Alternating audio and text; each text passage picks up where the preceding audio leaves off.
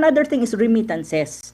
Nagkakagulo ang Gulf. Marami tayong mga kababayan doon. So ang isa sa pinaka direct impact sa ekonomiya ng Pilipinas is what you call remittances ng OFW. And one thing that you have to remember, when you talk about GDP, 9%, more or less 9% of GDP is based on remittances ng ating mga Pilipino. The Gulf is isa sa mga areas sa buong mundo na malaki ang boltahe ng OFW na nagkakaroon tayo ng remittances. And remittances is a macroeconomic stability factor ng Pilipinas. Kapag yan na-cripple, pag tumagal ang war sa Middle East or nag-escalate ang war sa Middle East at tumagal, problemang malaki yan ng Pilipinas kasi malaking kawalan yan. On the other hand, vulnerability ng OFW, yung buhay nila, yung kanilang kung i-repatriate mo sila o hindi, and then kapag nasa Pilipinas sila, na-repatriate, anong trabaho ang ibibigay mo dyan? That's still a problem of government and it's economic still. Then, financial stability nga dahil sa pressure on the peso. These are the direct effect, impact on the economy. And look at the economy of the Philippines. Naghihikaos na po tayo. Naghihikaos ang ekonomiya ng Pilipinas. Plus this one, na bago, ngayon lang. Then, ang tanong sa gobyerno ni BBM, ano ang gagawin mo at ano ang mitigating plan mo to make it sure na hindi siya mabigat para sa mga Pilipino. Kasi mabigat yan sa mga Pilipino eh.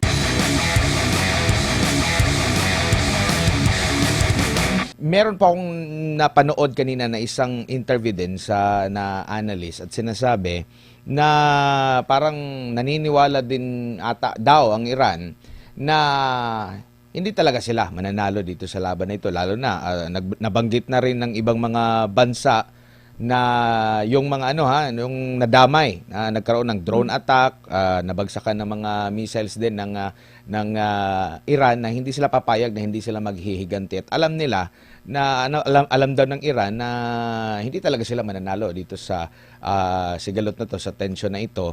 Pero parang meron daw silang paniniwala na alam namin hindi kami mananalo, pero I make sure namin na hihilahin din namin kayo pababa. Yun yung yun yung narinig ko kanina sa mga analyst din po. Yung analyst yan, parang sa side siya ng sa Iran. Amerika.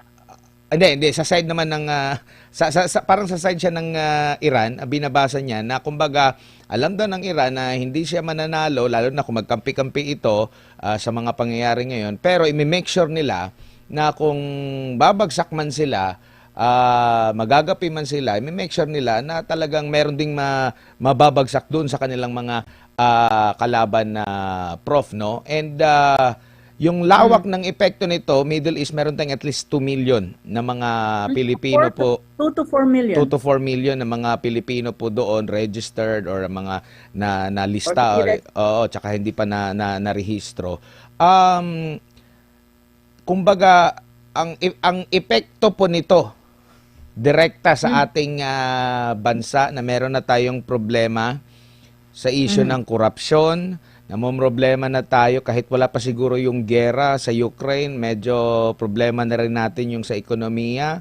May politika din na problema tayo. Meron din tayong problema sa kapitbahay lang din na natin. And parang po pangatlo or basta nasa top 5 ang Middle East na remittances natin. Alam natin yung epekto niyan.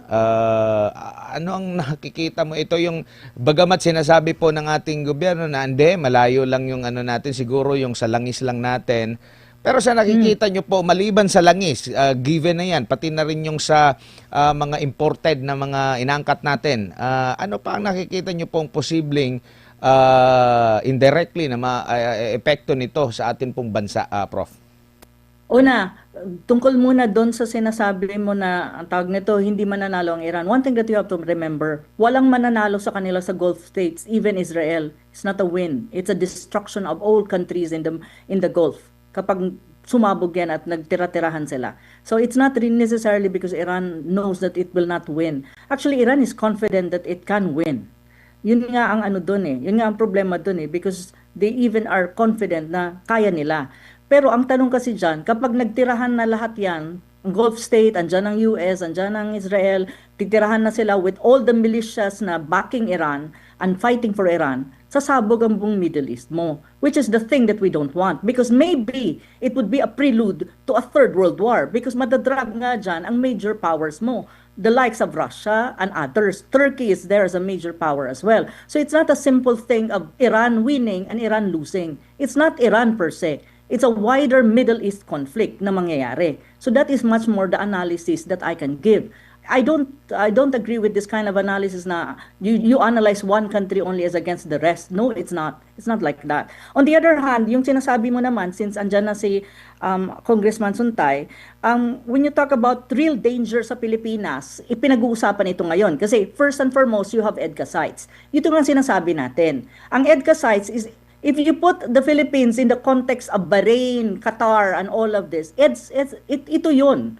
Kaya nga sinasabi natin, we have to do away with military bases na hindi atin.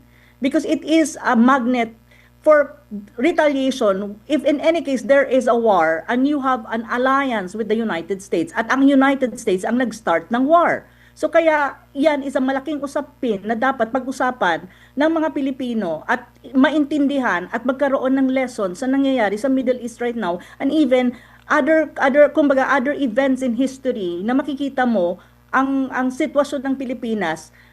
Kumbaga may foresight ka kung ano mangyayari sa sitwasyon ng Pilipinas. So that is one indirect or a lesson that probably can be drawn sa nangyayari ngayon sa Gulf. On the other hand, when you talk about real danger sa Pilipinas, immediate and direct from that conflict in the Gulf, the war in the Gulf right now, first is energy. Yes, oil.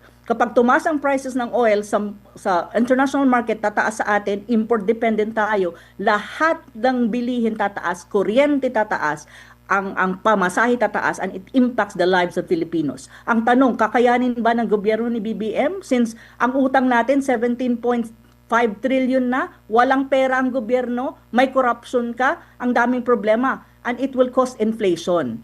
And then buying of oil, it has an impact on the dollar, on the peso. Magkakaroon ka ng pressure on the peso kasi for the same amount of oil na i-import mo dahil mataas ang presyo sa international market, you need more peso because you need to convert the peso into dollar. So there is a pressure on the peso. That is another effect. Shipping. Maritime tayo eh. So sometimes ang shipping is part of our quote-unquote activity and economic activity. So that will be impacted kasi ngayon sarado ang ilang kumbaga ang ilang shipping lanes na napapasok doon sa Middle East. That's one. Another one is the business sector. Nagpa-fly. Mahirap ngayon ang daming areas sa Middle East na walang no-flight zone. Especially because may war ka. So that is a cost to business. Investment. Ngayon nakikita nila na like for example countries in the Gulf na may mga military bases and military assets, frontline states yan ng United States, especially in the context of war.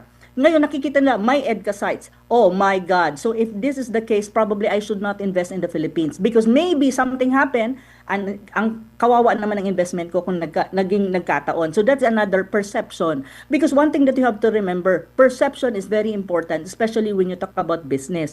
And another thing is remittances. Nagkakagulo ang Gulf. Marami tayong mga kababayan doon. So ang isa sa pinaka direct impact sa ekonomiya ng Pilipinas is what you call remittances ng OFW. And one thing that you have to remember, when you talk about GDP, 9%, more or less 9% of GDP is based on remittances ng ating mga Pilipino. The Gulf is isa sa mga areas sa buong mundo na malaki ang boltahe ng OFW na nagkakaroon tayo ng remittances. And remittances is a macroeconomic stability factor ng Pilipinas. Kapag yan na-cripple, pag tumagal ang war sa Middle East or nag-escalate ang war sa Middle East at tumagal, problemang malaki yan ng Pilipinas. Kasi malaking kawalan yan. On the other hand, vulnerability ng OFW, yung buhay nila, yung kanilang, kung i-repatriate mo sila o hindi, and then kapag nasa Pilipinas sila, na-repatriate, anong trabaho ang ibibigay mo dyan? That's still a problem of government and it's economic still. Then, financial stability nga dahil sa pressure on the peso. These are the direct effect, impact on the economy. And look at the economy of the Philippines. Naghihikaos na po tayo. naghihikaw sa ekonomiya ng Pilipinas. Plus this one na bago, ngayon lang. Then, ang tanong sa gobyerno ni BBM, ano ang gagawin mo at ano ang mitigating plan mo to make it sure na hindi siya mabigat para sa mga Pilipino. Kasi mabigat yan sa mga Pilipino eh. So yun yung matatawag mong direct impact and effect sa atin, sa bansa natin. However, yung indirect impact dyan is the perception that the Philippines is also a frontline state of the United States, especially under BBM.